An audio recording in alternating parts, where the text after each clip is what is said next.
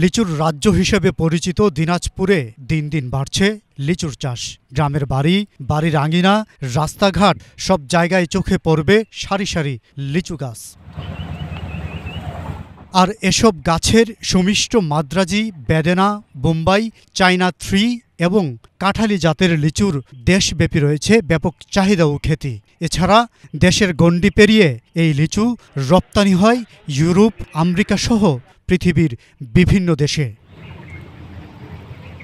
দেশ বিদেশে চাহিদা বাড়ায় লিচু চাষে আগ্রহ বাড়ছে এই এলাকার কৃষকদের। আমরা আশা করছি বাম্পার ফলন হবে। যদি প্রাকৃতিক কোনো দুর্যোগ, কালবৈশাখী, অতিবৃষ্টি বা অসময়ের বৃষ্টি বা মুকুল যে সময়ে বৃষ্টি হওয়া দরকার তার পরবর্তী সময়ে যদি বৃষ্টি হয়, সেগুলো অনাকাঙ্ক্ষিত ঘটনা না ঘটলে আসলে আমরা আশা করছি বাম্পার ফলন হবে। আমরা দেখছি যে দিনাজপুরের সদরের মাসিমপুর, বিরলের মাধববাটি, খানসামার কাচিনিয়া, চিরিরবন্দর সহ যে সমস্ত এলাকায় লিচুর উৎপাদন হয় সেখানে প্রচুর মুকুলের সমারোহ দেখা যাচ্ছে। আমরা আশা করছি এবছর বাম্পার ফলন হবে। গত বছরের যে ক্ষতি ছিল কৃষকরা সেটি কাটিয়ে উঠে এবছর লাভবান হবে বলে আমরা আশা করছি। তবে গত বছর বৈরী আবহাওয়ার কারণে কম ছিল লিচুর ফলন।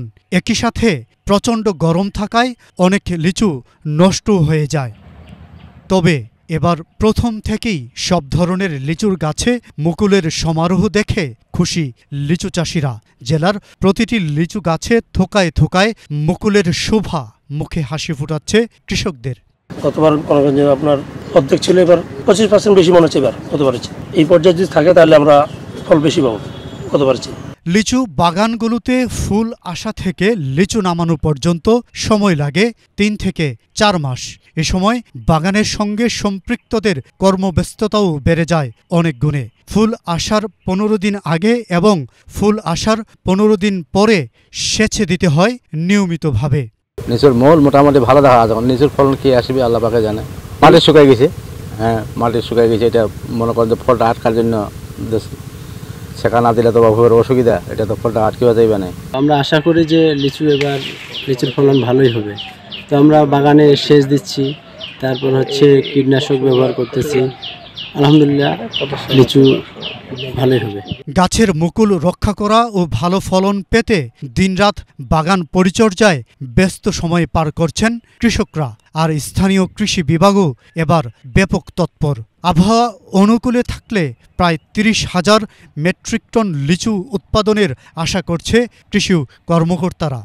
এবছর এ পর্যন্ত আবহাওয়া বেশ অনুকূলে থাকায় প্রচুর মুকুল এসেছে, সেগুলোতে গুটি দেখা যাচ্ছে।